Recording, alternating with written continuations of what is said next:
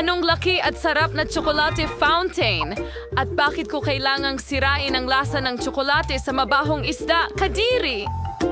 Kate, pwede kang maging masaya para sa kaibigan mo? Meron akong buong bag ng Skittles na candy. Siguradong babagay ito sa likidong tsokolate. Ang sarap. Subukan natin.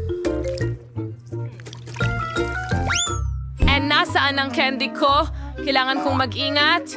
Kung hindi, mawawala ko lang lahat ng candy. Tama iyon. Alam ko kung paano hindi mawawala ang candy. Para magawa ito, kailangan ko lang gawing solid ang likidong tsokolate. And sa loob, pag-shaker ng mahukuhay na candy. Upang gawin ito, sapat na naikalat ang mga candy sa loob ng waffle iron at ibuhos ang kaunting tsokolate. Nasa akin na ang lahat ng kailangan ko. I-spill na natin ito. Ang kailangan ko na lang maghintay, Kate. Baka gusto mo ng tikman ng isda. Halika na.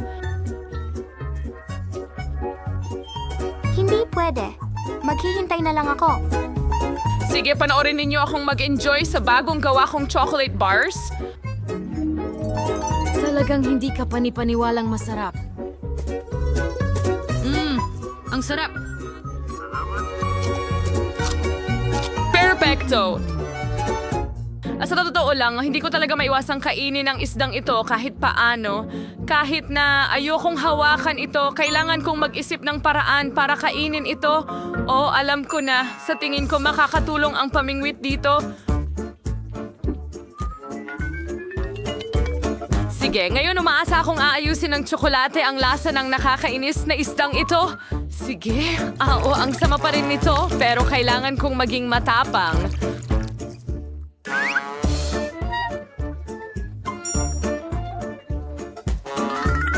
Kadiri. Nakas. Ngayon in isda. Hindi na masarap.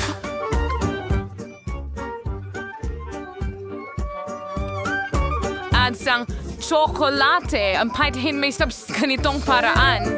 Sa kasma ang palad, kailangan kumain ako ng higit sa isang isda. Subukan natin lahat ng sabay-sabay. O, nasaan ang isda?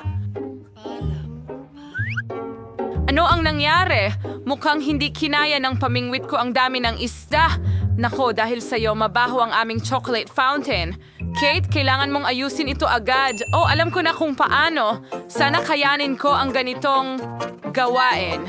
Halika na, hindi gagana ang fan. Halika na, konti pa. Hindi totoo. Kailangan kong makaisip ng iba pa. Oh, sa tingin ko, alam ko kung ano ang makakatulong sa atin. Meron akong engkanto. Oo, sa tulong na ito, tiyak na malilinis ko ang aming chocolate fountain. Tara na. Nakakatakot. Sige na, Diwata, tulungan mo kami. Mukhang napasobra ka sa dami ng fairy. Kate, sobra na talaga ng phone. Ngayon, huwag nating mawala ang ating chocolate dyan. Tara na.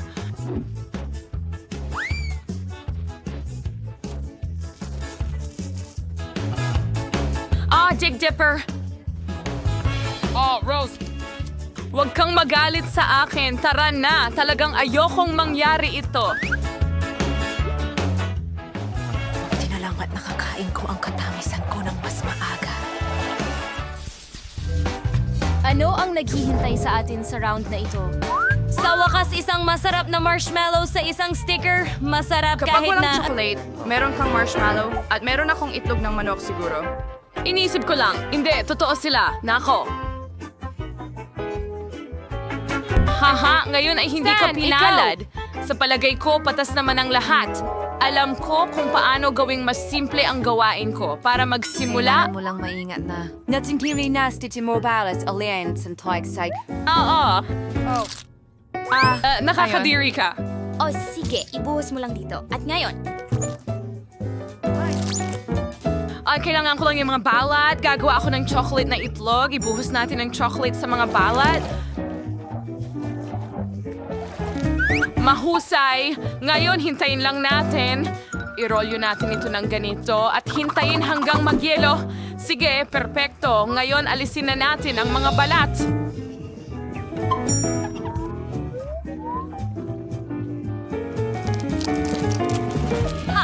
Ang galing! Gumana ito. Kaunti na lang. Perfecto! Mayroon akong tsokolating itlog. Ngayon, kailangan ko na lamang itapon ang shell at magbuhos ng mas maraming tsokolate sa loob. And Kitwagtus chocolate ang may ordinaryong itlog ng manok. Madali lang. And higit pa roon, ngayon ay perpekto na ang lasa. Anong masastig, di ba? Ang sarap. At napakatamis. Gustong gusto ko ito. Henyo ako. Sige, tapos na ako. Ikaw naman ngayon. Hinayantipin ko ng kinilang si mga marshmallow.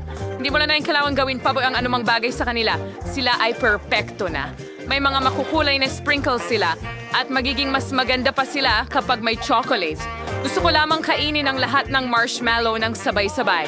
Ang sarap at nakakatakam. Tara na malambot na texture na may tamis ng tsokolate. Para itong isang panaginip. Ang sarap. Pasensya na. Gusto ko talaga ito. Natutunaw ito sa bibig ko. Subukan natin sabay-sabay. Wala talagang imposible. Oh, ang sarap. Alisin natin ang mga patpat. Gusto ko ito. Sayang naman at iisa lang ang marshmallow na naghihintay sa akin. Pero sa tingin ko, alam ko kung paano ito gawing mas masarap. Upang gawin ito, kumuha ng mas malaking hiringgilya at lagyan ng tsokolate ang marshmallow. Pagkatapos ang marshmallow ay lalaki at magiging mas masarap. Kita mo? Ganyan lang. Ngayon, ito ay isang chocolate marshmallow. At babalutin ko ito ng tsokolate. Tingnan mo kung gaano na ito kalaki. Oh, nakakagutom talaga. Oh, at pinakamahalaga, lahat ng marshmallow ay para sa akin. Halika na, mag-ingat ka naman, pakiusap. Kate, ibinubuhos mo ang tsokolate sa akin. At muli, naririnig mo ba ako? Ang sarap. Tapos na ako at malinis. Oh, Rose, pasensya na, hindi ko sinasadya.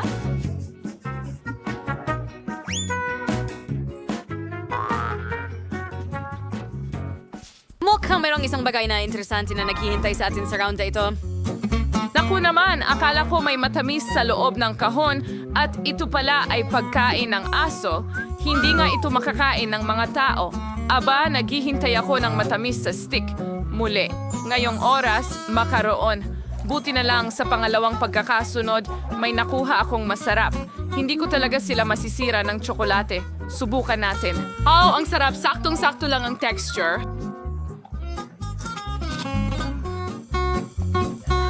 Gusto ko ito. Natutunaw lang sa bibig ko. Well, meron akong ideya. Masyadong nakakabagot ang kumain lang ng mga macaroons. Kailangan kong gawin ang isang bagay na kawili-wili. Ang mga makaron ay katulad ng emojis. Kaya bakit hindi gamitin ang tsokolate bilang pintura? Pwede kong bigyan ng emosyon ang bawat makaron. Ngayon, ang pagkain ng dilaw na makaron ay hindi na masyadong nakakasawa. Ang bawat bagong cake ay isang bagong emosyon. At ang pag-uulit ng emosyon sa cake ay mas masaya pa. Ha, ang galing! Gustong-gusto ko ito. Masayang laro na naisip ko. Tingnan mo kung gaano ako ka-cool. Anong astig na ideya? At namari ko bang kainin ang huling makaron? Pwede? Pwede ko pang ulitin itong galaw. Inulit ko. Yet kumakain ako. Hoy, sino ang nagpayag sa'yo na kunin ang mga cake ko? Hindi patas yan. Ano, pasensya na. Niya mo ako na walang masarap siya. Hindi ka ba nahihiya? Mas mabuting kainin mo na lang ang pagkain mo ng mas mabilis. O hindi, kailangan ko pa itong gawin, tama? Buksan mo lang ang kahon at naramdaman ko na agad ang hindi matiis na amoy. Ang baho talaga. Ang mga buto na ito ay magiging mukhang masarap lamang kung mga aso ang kakain nito. Kahit ang tsokolate ay hindi ito nagpapaganda. Baka inayos nito ang lasa. Oh, hindi ito tama. Kakilakilabot. Masama ang pakiramdam ko. Pero kailangan mo pa rin tapusin ang pakete. Alam ko. Sana magawa ko ito. Gusto kong malaman. Kasi yung cactus bar spring friends yung pink priority nang mag-build. Hindi ko kaya. Napakasama, siguro. Siguro. Ilagay mo sa ibabaw ng isa pa, Dad. Katulad Sa tingin ko, mas mabuti yon. Sige. Ibuhos natin lahat ng mga buto. At na ngayon, gawin natin silang malagkit. Orsim, ay sabagay, kirismig, ng travities, no ngayon. Sige. Umaasa akong kaya kong gumawa. Isang malaking tore mula sa kanila. Oh, magdagdag pa tayo. At tapos na, isang mas malaking buto mula sa mas maliliit na buto. Ang cute naman. Mas magugustuhan ng aso ang buto. Hayaan natin siyang kainin ito, tama ba? Halika na, aso. Naamoy mo? Sige, tikman mo. Ano, wag please, wag mo akong saktan. Nako, basang-basa na ako.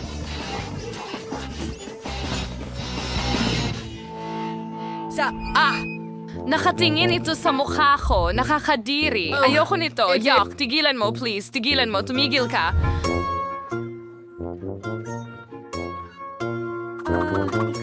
Okay, Rose? Siguro nga.